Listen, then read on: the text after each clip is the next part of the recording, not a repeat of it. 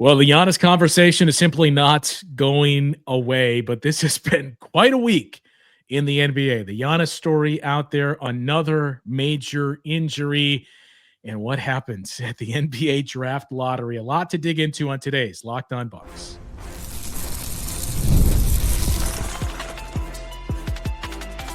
You are Locked On Bucks, your daily Milwaukee Bucks podcast, part of the Locked On Podcast Network, your team every day. Welcome into Locked On Bucks. I'm Justin Garcia, joined as always by Camille Davis. We thank you for making this your first listen of the day each and every day. And as I mentioned, Camille, there's been a lot that's taken place here in the last, 48 hours or so.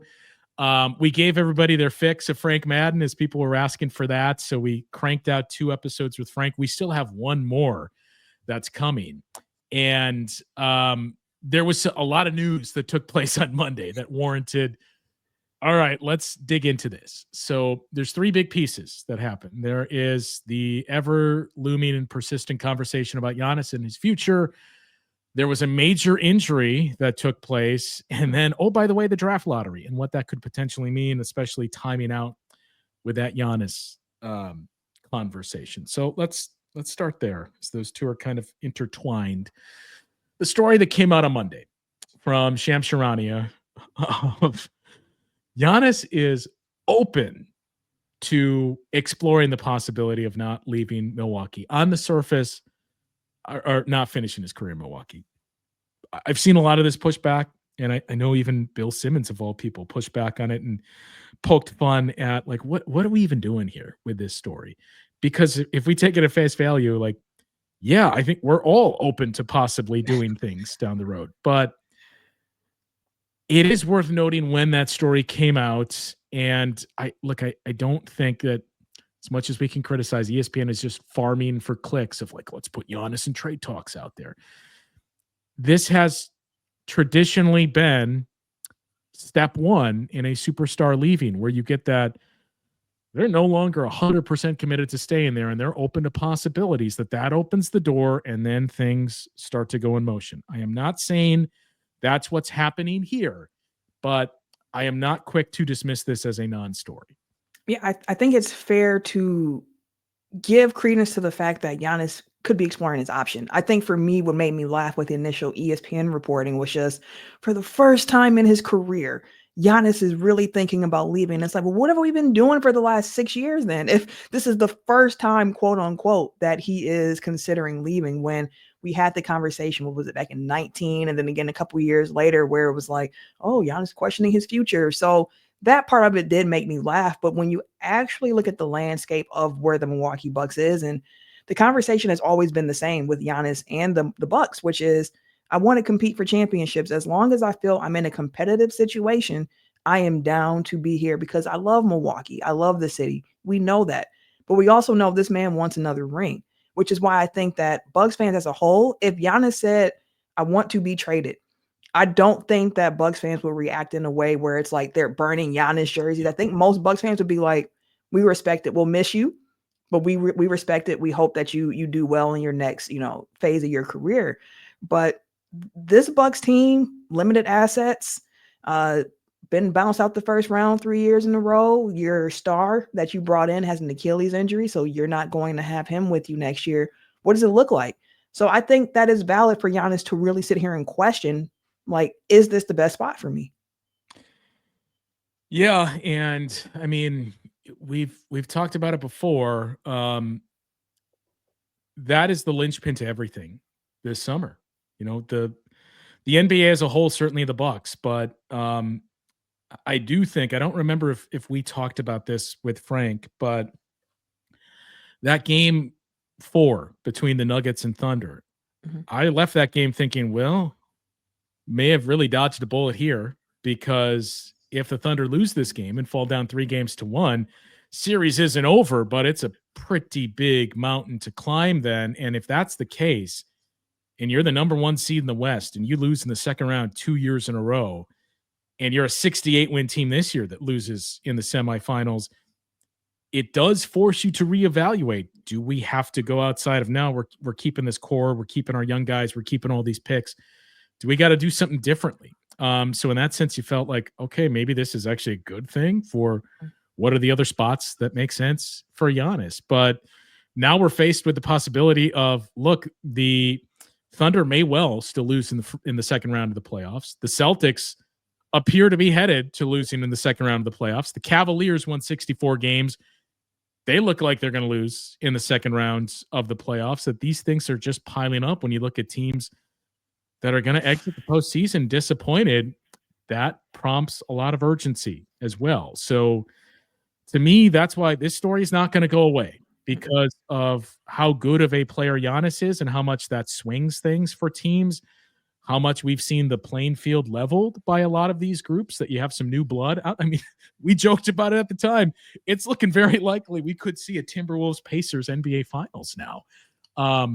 And what that changes for every single team that's out there, the moves that will bring on for other teams to say, well, if this team just got Giannis, what are we going to do? Teams that are already ruled out because of the second apron, and other teams that opens up to go out and make a move like that. And then in turn, what does that mean for the Bucks? What does that mean for their free agents? Where do they move on to? So that's why this move is the one thing that I don't want to say the move is the one thing that has to happen. The decision is the one thing that has to happen to unlock everything this offseason. It is, because I'm sure that the free agents that the Bucks have here are like, well, we want to see what Giannis is going to do, because part of the appeal of playing in Milwaukee, and no disrespect to the city, I love Milwaukee. I'm from Milwaukee, born and raised, love the city. But Giannis like a big butt up here. Right. But like Giannis is the draw. That's why guys are willing to take a vet min, where it's like, we know your salary cap is what it is, but we'll play for a little bit cheaper because I think that we can win a championship here. And if you don't have that piece, you don't have that same leverage with free agents of like, well, come here for a little bit of a discount because we could win a championship. But I will say this is now like the age of parity in the NBA. Like, this is the most NFL-ish the NBA has been, in the sense of like, there are so many teams that feel like I can contend for a championship. And like we mentioned, Boston seems like they're on their way out. So that'll be another year with another new champion, going back to 2019 with no repeats. And when you look at the landscape, I think it makes the decision-making for teams, everything happens a lot quicker, because everyone feel like, not everyone, but there are so many teams that feel they're in a position to compete, where when it doesn't work, you see the decisions being made, which is, again, when I point to this past season with like Mike Brown being fired, Michael Malone being fired, Taylor Jenkins being fired, where it's like, you might have some results here, but it's not where we think it needs to be. And we think we can win a championship still this year. Denver's the only team, standing from that coaching switch there in the playoffs still. But I think the age of parity has really changed just the level of urgency that front offices have. And it also could change the urgency that players have of just thinking like, okay, what can I do now? Like, I can't be on a play-in team when there are 8 different teams that really see themselves as championship contenders. I need to be on one of those teams. So it's the landscape of the NBA right now is different, which if I was the Bucks GM, if I was John Horst, I'd also pitch him on the fact of like, the East is still, an easier pathway to the championship than the West is right now. And it's not to say Giannis runs from the grind or anything like that, but if you want to be in a situation to try to win championships, the Eastern Conference is going to be a bit easier to get through than that West is. And I do wonder, not to get too far ahead of ourselves, but what happened on Monday night? Does that change things at all for the Bucks? So we'll get into that conversation. And again, what happened in the sense of 2 events for the Bucks? Yeah, 2 things. So we'll get into that conversation coming up after this on Locked On Bucks.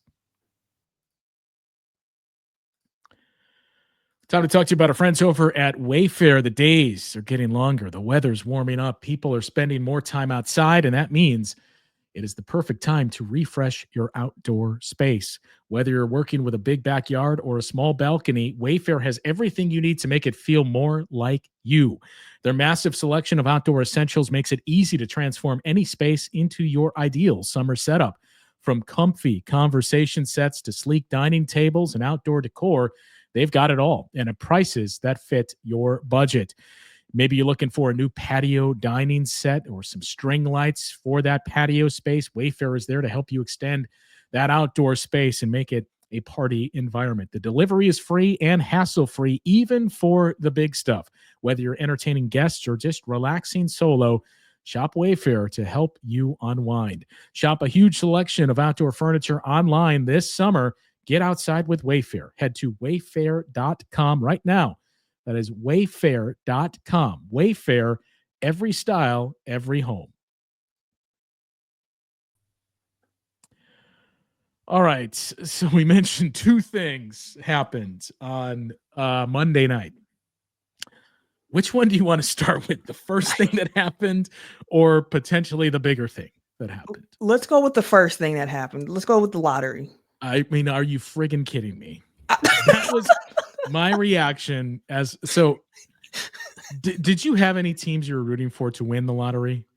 I kept saying, like, man, I kind of wanted Charlotte to win. I know people say that's where careers go to die in Charlotte, but I'm like, at some point, like, things have to change in Charlotte. Like, I was thinking maybe Charlotte could win the lottery. I was really, to be honest, I was just saying, don't let Philly win it. I don't want Philly to win. Please don't let Philly win.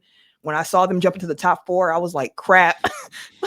Don't win, Philly. I mean, I'm watching along too. And was it Kevin Nagandi that was the host too? Of like, well, this means Philly is not keeping their pick. Yeah. Like, no, there's still one other team that we have to see for them to fall outside of 6 here. So I got my hopes up there, and then quickly looked at the screen like, I don't think that's right, and then was immediately crushed to see, nope, they're keeping it. Oh, not only are they keeping the pick, it might be the number 1 pick. Great. Yeah, that's what I did not want. I could even deal with the Spurs of being like, man, y'all just got good luck. And here you are. That I could not. Like, I'm with you. I did not want Philly to win. I did not want the Spurs to win either. Like, too much good luck. You don't get, Wemby and then the number 1 pick with Cooper Flag 2 years later. So those were the two I did not want to see. The teams that I was rooting for, I mean, honestly, I wanted either Charlotte, Washington, or Portland to win the lottery. Not Utah. You weren't here for the Jazz getting in there either. You know what? Yeah, fine. Those were the 4, but those 3 I wanted more so than the rest. Yeah, like, these teams are terrible. Like, they need a Cooper Flag to kind of help figure something out. And honestly, the Washington fit for Flag was one of the ones where I was like, they could really build a young core over there. It could go somewhere. But again, nope. Here it is. The Dallas Mavericks, the team that made one of the craziest trades we have ever seen in NBA history, gets rewarded months later with the number 1 draft pick, with Cooper Flag being the prospect who they would take if they keep that pick. Let's add that in there, because you never know with Nico. You never know with Nico. But I still can't believe that Dallas won. I just had my hands on my head and was just like, how does this happen? I am not a conspiracy theorist. But it's, I mean, come on. You're asking a lot here for me to not buy into that chatter of like, let's send Luka to LA and then don't worry, we'll give you Cooper Flag. We'll give you the number 1 pick. Like, yeah. To be clear, I still don't think that's what's happened, but this is what the league is facing because of things like that. And I get it's a lottery and it's down to combinations. And even Ben Golliver's story of like, whatever the 4 digits were, the last one was a 7. If it was a 6, I think the Blazers would have won. If it was a 1, the Wizards would have won it, something like that. Cool. I don't think anybody understands the process, nor do I think they care the process about this lottery. And to me, the bigger thing is I find myself more critical of a lot of things we've seen under this stewardship of Commissioner Adam Silver. This is the biggest one to me. Like, the play-in tournament has worked. I think the NBA Cup is something that's working as well. This has been a massive failure, the lottery reform, because this has done the opposite of what you set out to accomplish in saying, we want to curb tanking. We want to put an end to that. And we're going to flatten the lottery in doing this. And I remember at the time, not to say I told you so, but I remember thinking, well, wait a minute. How is this preventing that? Like, shouldn't you load up on the first 2 teams and say, if you finish 30, 29, or 28, like, there is a 85 to 90% chance the number 1 pick is going to come from one of those 3 teams. Instead, we're flattening it Well, doesn't that just encourage other teams that are out of it to say, hey, if we can finish third or fourth, we got a really decent chance. Third or fourth worst, we got a decent chance. And that's by and large what we've seen. It's not the teams that have been the worst in the league that are winning the lottery. It's teams that are starting to shut it down relatively early and saying, well, the die's been cast. We're not a playoff team. We're on the fringe level. Let's just start to aggressively tank here and play for that number one pick. I don't know if there's a perfect solution for the draft lottery in this, because I think that with the way that they changed the lottery odds, in addition to creating the play-in tournament, I think the play-in tournament more than the draft lottery odds has really helped more teams like, okay, we're going to try to compete a little bit longer. Not the odds, but just let's get a little playoff revenue here. Let's try to get something in our building. Let's give our guys some experience. Woo, woo, woo. But there's really only two teams taking advantage of that. Three, maybe. The Sacramento Kings, the Bulls, and the Hawks. Yeah. I mean, the Kings and the Bulls are pretty much 1-1. Spider-Man meme with how this team looks now based on how the Bulls have been. But to your point about how this hasn't been working, this is the third straight year that the team with the worst record will pick fifth. Third straight. And since the NBA changed the lottery system back in 2019, the team with the worst record has never won the lottery and picked first. Yeah. Look at what, like, I heard Locked On Mavs. Nick, shout out to Nick, channel manager. Woo woo. I'm not trying to, get a cut on my check, but he mentioned that Mavs fans deserve this. No other fan base deserved that number one pick more than the Mavericks. And I'm like, did you not see what was going on in Washington? What was going on? Like, it was some bad hoops going on. They need a star, and they can't get one at this point. I mean, there's some good talent at the top of the draft, but you know what I mean. Wait, no one deserved it more. That's what he said. Mavericks? No one deserved it more than Mavericks fans. So I had this conversation with somebody else last night who listens to the show daily. And that was my point too. Like, they had mentioned the same thing of, well, they had a lot of bad karma, and this kind of feels like making up for it. Like, it was self-inflicted wounds. This wasn't bad karma. Like, you chose to trade a generational talent for a player older than him with injury concerns. Like, no, I'm sorry. I know it sucks for Mavs fans, but I don't look at this and say, well, that organization deserves to win the lottery. Yeah, I don't either. And here's the crazy thing with it. Like, would Nico be willing to trade that number one draft pick? Like, we've heard that Nico has had an interest Here's in the Giannis. crazier thing, Camille. Are we sure Nico's going to take Cooper Flag? You can't call it with Dallas. You never know. But Dallas is the team where, again, if Giannis does say, hey, I want to be traded, the only thing there is like, okay, how you make those numbers work and everything. But having a number one draft pick, or even with the Spurs, that number two draft pick, like, there's some interesting things that have come with the lottery and possible Giannis destinations if he wants out. Because I want to make sure I'm very, very clear. I do not want the Bucks to trade Giannis. Yeah. I hope that Giannis stays. But we have to operate in a world where we consider the possibilities, because, again, when you look at what the Bucks can offer him and what Giannis wants, they might not be in alignment. So we got to be real about that aspect of it. Want him to stay. Would pitch him on, like I said, next summer, buddy, next summer. But again, that might not be enough. So the way the lottery broke for, Dallas and for San Antonio, I do think makes it kind of interesting if Giannis does ask out. Yeah, I mean, that's something that we haven't dug into quite yet, is what does this mean for the Dallas Mavericks to hold the number one pick for another team that's been kicked around, especially internally by the three of us, you, me, and Frank. The San Antonio Spurs are holding the number two pick. So does that change things at all for the trajectory of the league and what happens with Giannis? We'll briefly touch on that, but the bigger story, the injury that took place. And full transparency, we're recording this Tuesday morning. I have not seen any confirmation yet, but I think it's safe to assume we know what that injury was to Jason Tatum. So we'll dig into what that means for the Eastern Conference coming up after this on Locked On Bucks. Shopping for a car should be exciting, not exhausting. But between the confusing prices and hidden fees, it can feel overwhelming. That's why you're going to love using Car Gurus. They help you cut through the noise and show you the best deals with full confidence. With over 4 million listings, Car Gurus has more new and used cars than any major online marketplace in the U.S. They verify dealers, provide real price analysis, and give you the tools and data you need to make the right choice without second guessing yourself. If you need a new car and a dealer that you can trust at a deal, Car Gurus makes it easy to compare vehicles side by side with unbiased deal ratings. Best feature that they offer is price drop alerts, so you know exactly when the perfect car is available for your budget.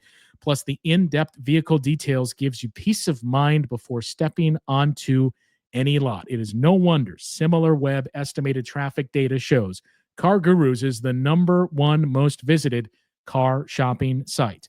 Buy or sell your next car today with Car Gurus at cargurus.com. Go to cargurus.com to make sure your big deal is the best deal. That's cargurus.com, cargurus.com. All right.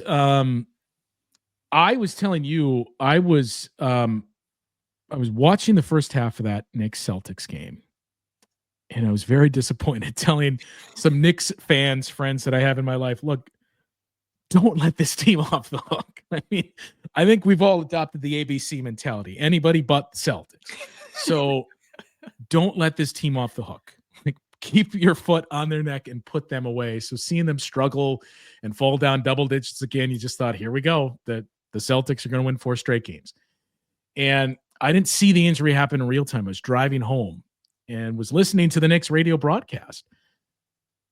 And the way it was framed, I assumed this was a pretty badly sprained ankle, was the context that was provided. And it wasn't until I started to get text after text after text saying, again, I can't believe this happened, and thinking, what are you guys talking about? And then saw the replay and thought, oh my God.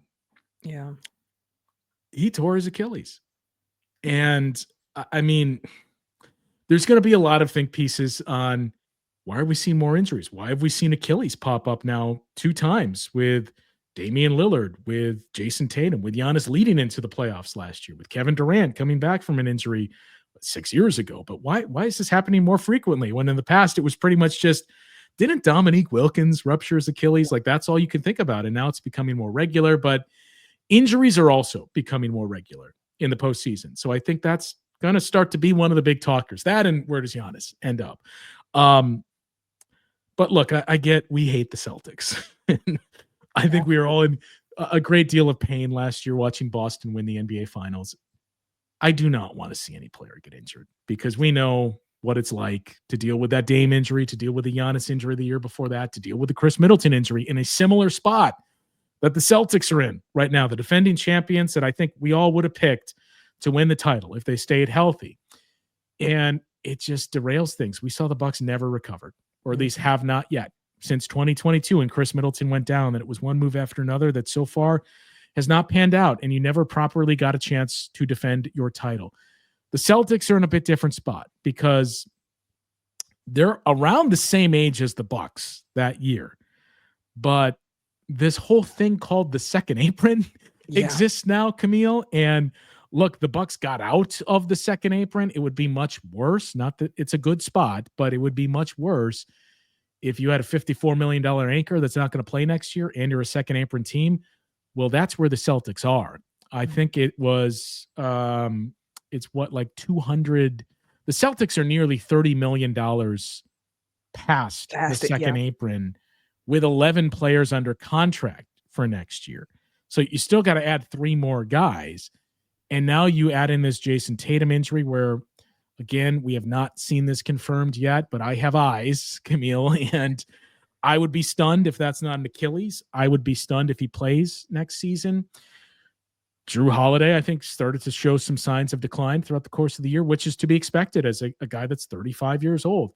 Al Horford's 39 years old. Kristaps Porzingis dealing with some illnesses, but this year kind of looked closer to the guy that he was before Boston versus last year.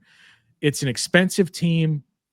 It's a team that's starting to get into their mid to late 30s now, with the exception of Tatum and Brown.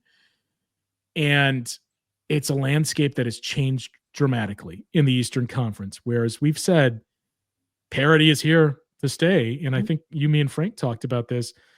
the model is more of just have good players on the floor. It's not building these super teams. Yeah. I mean, I think it was inevitable that there was going to have to be some type of trade this summer. How big it was for the Celtics, TBD, but there was going to have to be some type of move to shed some of that salary. And like now, I don't know what to expect. That it feels like, man, is this a gap year for Boston? And if Giannis stays in Milwaukee, we think it's probably a gap year for the Bucks. What happens with Cleveland to 2 years in a row come up disappointing? We think it's still 3-1, but wow, like the Eastern Conference now doesn't get Cooper Flag as of this moment. And this feels totally wide open, where that is one of those things that you look to Giannis and you say, look, I know it's not great in terms of future assets, but if you stay, if we keep these guys, we play the way that you wanted to play, maybe we are still a 5th seed, 6th seed this year, but we feel like we can build something, and we're going to start to continue to see things widen here, or shorten, I should say, in terms of the landscape, that we can get right back into that, where we're at least fighting for a conference championship. And at that point, or to play in the conference finals, at that point, who knows what happens? Yeah. And prior to the Tatum injury, I was wondering what the summer would look like for Boston because of their cap. Like, I know Al Horford's a free agent, an older free agent at that, but Al's starting for him right now. Like, he's been a key piece to that Celtics team for some years now. And again, I saw an article come out from The Athletic from Eric Name, and I always smile when something that I was thinking is like said by someone else who I respect. And it's like, someone who has a really smart basketball brain sees it the way I see it, which is like you pitch the gap year. And I wouldn't even call it a gap year for it. Like, it's a build year. Like, we're going to try to change the system of how we play. We're going to keep some of the pieces that we saw work last year and continue adding on to what we think can build up to something that could be meaningful in a year or two. And with what's happened with Boston, I do wonder if that changes the calculus a bit for Giannis of like, okay, if I do stay here in Milwaukee in the East, we were talking about the teams who are coming. Like, you got to respect the Pacers. You got to respect Detroit coming up. You got Orlando. If they can ever learn to shoot in Orlando, if they ever get offense in Orlando. Well, what if they're the most healthy team though, Camille? Or that, or everything. Because you need that. Like, I'm sure people get tired of hearing it, but truly to win a championship, you have to be good, and you got to have a little luck along the way, because like, injuries happen. They happen every year in the playoffs. It just feels like who the injuries are happening to at this point are like major pieces and major injuries that are going to sideline guys for a very long time. And you hate to see that aspect of it, but you got to keep playing through it. You got to figure out what your plan is through it. And for Giannis, it's like, when you look around, do you have an appetite for that gap year? A gap year in which you might be able to put up some crazy numbers. You might be able to put yourself higher in MVP conversations, because he's been in the MVP conversation since he's won them. But like, let's put some gaudy numbers out. Let's get some Jokic type numbers where the offense revolves around you and the ball's in your hands. Let's get you a 40% usage rate and see how this shakes out. So again, it's going to be one of those summers where until we hear from Giannis, a lot of the conversations are going to be the same. It's hard to even talk about how the team should build. Like, I know we're repurposing the last episode with Frank for tomorrow, where we do talk about the Bucks offseason plans and how they can attack it. But again, it all hinges on what Giannis does. Like, if Giannis is not there, it changes how you approach the offseason, I would think. But assuming that he remains, like, the East is going to be, it's wide open. It's wide open next year. Like, again, you respect those teams, but you got a chance if you can stay healthy by the end and play some good ball come April, May, and June, hopefully.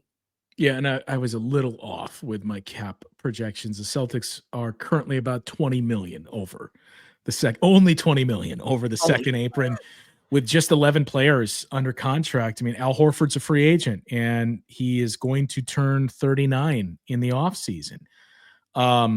You look at those guys too. Jason Tatum's $54.1 million. You got to assume he's not going to play next year. Kristaps Porzingis is $32 million, or $30 million. Drew Holiday's $32 million, and he's got the 2 years left after that, and he turns 35 in the offseason. Derek White's at $28 million. So I think when you look at that trio of Holiday, Porzingis, and White, the reality is at least one of those players is not on this team next year for the Boston Celtics. They got to start to get under that apron and cleanse.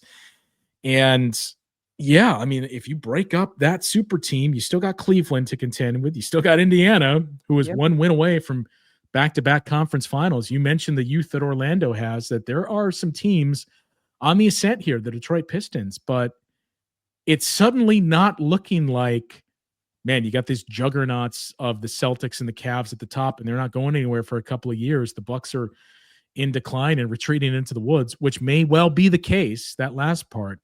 But man, in a span of a day, how much things really started to change in the Eastern Conference. Even no team like, the Wizards or the Hornets, I could say, we got Cooper Flagg and we're going to start to build around Cooper Flagg and Brandon Miller and LaMelo Ball. We think we're going to be a 7 seed or even better than that. So yeah, it's just a prime example of how life comes at you fast. And I mean, at this point, again, the way too early analysis and not knowing what Boston does, or frankly, what this injury is, we're pretty confident it's Achilles. But at this point, are the Indiana Pacers going to be the favorites going into the season to win the conference next year? Probably them or the Knicks at this point with the way that things we are didn't even mention the Knicks. Yeah, like it's probably one of those two teams that you're looking at as like, that's the favorite in the East. Now, I do think that there will be some team or some people who look at what Philly does, given that they do have a top 3 draft pick. And I don't know what's going on with Embiid. I'm not expecting much from Embiid, but you still have Maxey, you still have McCain. Like, you have some pieces there in Philly that you can put together a competitive potentially team. Have Cooper Flagg when Nico passes on him. If he made it to 3, I would just be like, what is happening right now? I mean, could you imagine, not to derail this too much, but everything Mavs fans have been through, to see Luka leave and then to see we got the 1 pick. Oh, we're not taking Cooper Flagg. I think they would lose their minds. I'm not only done with the Mavs, I'm done with the sport.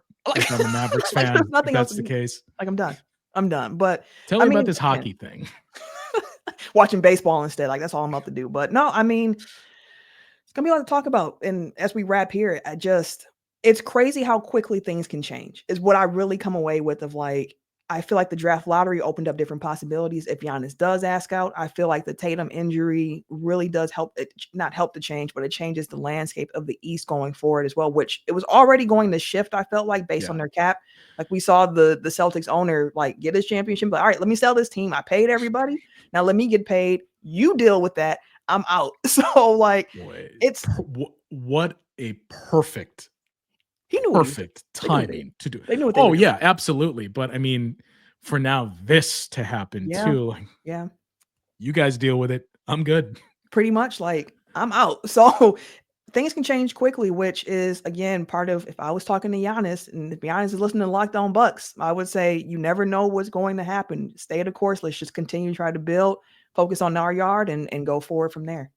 All right. We will get into in greater detail the path forward with Giannis, the path forward and how long it could potentially take if you don't have him and you start to rebuild, but we need that to be answered first. Mm-hmm. So we will certainly have those conversations over the course of the summer here in the off season. Leave your thoughts in the comments on everything we saw on a crazy Monday night. And I suppose the percentage you would place it on that Giannis is a member of the Bucks next season. And we'll start to dig through those comments and start to get into some mailbag episodes as well.